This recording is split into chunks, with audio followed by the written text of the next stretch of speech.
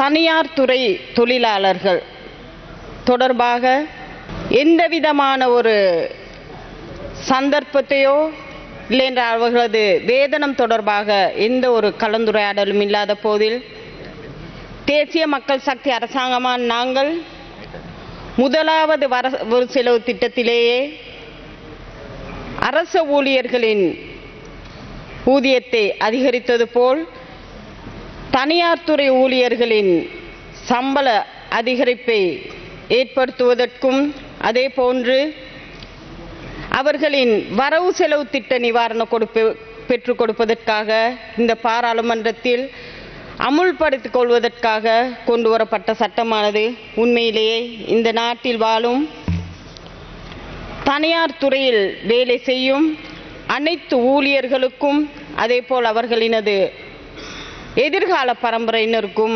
சக்தி வாய்ந்த ஒரு தீர்மானமாகும் திட்டமாகும். அதாவது தனியார் துறையில் தொழில் புரியும் சகல துறைகளிலும் வீட்டு வேலை செய்யும் அனைவரினதும் சம்பளம் தொடர்பாக அல்லது அவர்களது எதிர்கால வாழ்வு தொடர்பாக எமது அரசாங்கமானது சகல கொடுப்பனவுகளையும் சகல வசதிகளையும் பெற்றுக் கொடுப்பதற்காக உருவாக்கப்பட்ட அரசாங்கம் தேசிய மக்கள் சக்தி அரசாங்கம் அல்ல. எம் அனைவருக்கும் தெரியும், சென்ற காலங்களில் சென்ற அரசாங்கங்களில் அரச ஊழியர்களின் சம்பளம் என்றாலும் சரி, தனியார் துறையில் தொழில் புரியும் ஊழியர்களின் சம்பளம் தொடர்பாகவும் சரி, அவர்களின் வாழ்க்கை செலவையொட்டி அவர்களது சம்பளத்தில் ஒரு சில ரூபாய்களை தொங்கவிட்டே இருந்தார்கள். ஆனால் இன்று எமது அரசாங்கம் அரச ஊழியர்களினதும் சரி தனியார் துறை ஊழியர்களினதும் சரி சம்பளத்தை அவர்களது அடிப்படை சம்பளத்துடன் இணைப்பதற்காகவே இந்த சட்டமூலத்தை நாம் இங்கு சமர்ப்பித்துள்ளோம். உண்மையிலேயே ரொம்பவும் கவலையான விடயம்தான் என்னவென்றால், இன்று எதிர்க்கட்சியில் இருக்கும் இந்த அனைத்து உறுப்பினர்களும் எமது அரசாங்கம் ஆட்சிக்கு வர முன்பு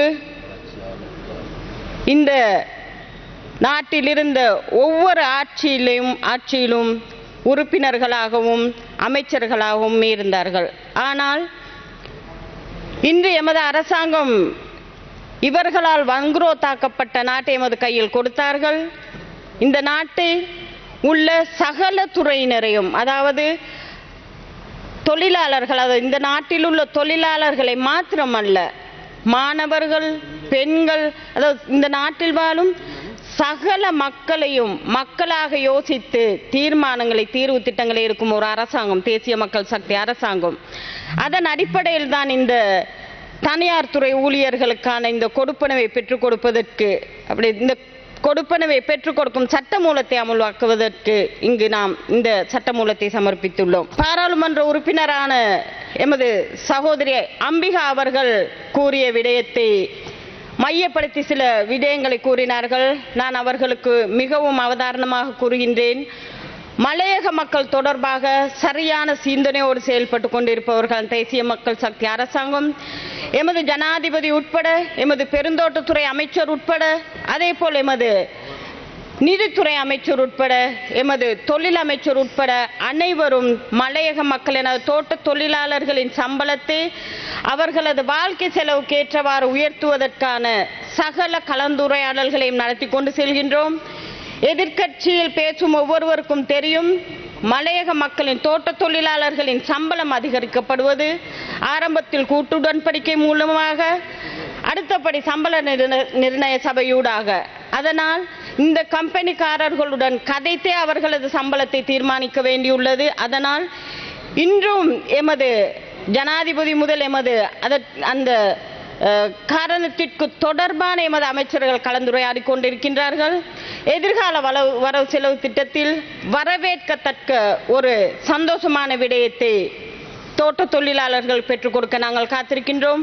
அது மாத்திரமல்ல, இன்று வரையும் தோட்டத்தில் வேலை செய்யும் மக்களுக்கு தனக்குன்னு சொந்தமான ஒரு நிலம் இருக்கவில்லை, தனக்கு சொந்தமான ஒரு முகவரி இருக்கவில்லை, தனக்குன்னு சொந்தமான ஒரு வீடு இருக்கவில்லை. பெரும் சந்தோஷமாக இருக்கின்றது. எதிர்வரும் 3ஆம் தேதி நாங்கள் போட்டிருந்தோம். தோட்ட தொழிலாளர்களுக்கு நிரந்தரமான வீட்டையும் 10% காணியையும் அவர்களுக்கு நிரந்தரமான முகவரியையும் பெற்றுக் கொடுப்பதற்கு அது கொஞ்சம் தாமதமாக்கப்பட்டுள்ளது. இருந்தும் மலையக மக்கள் சம்பந்தமாக பேசும் ஒவ்வொருவரும் மனதில் வைத்துக் கொள்ள வேண்டும். இந்த நாட்டிலுள்ள சகல மக்களினதும் வாழ்வை சரியான ஒரு ஒளிமயமான வாழ்க்கைக்கு கொண்டு செல்வதே தேசிய மக்கள் சக்தி அரசாங்கத்தின் எதிர்பார்ப்பும் கொள்கையும். இதை அனைவரும் ஞாபகத்தில் வைத்துக் கொண்டால் நல்லது என்று கேட்டுக்கொண்டு விடைபெறுகின்றேன். நன்றி, வணக்கம்.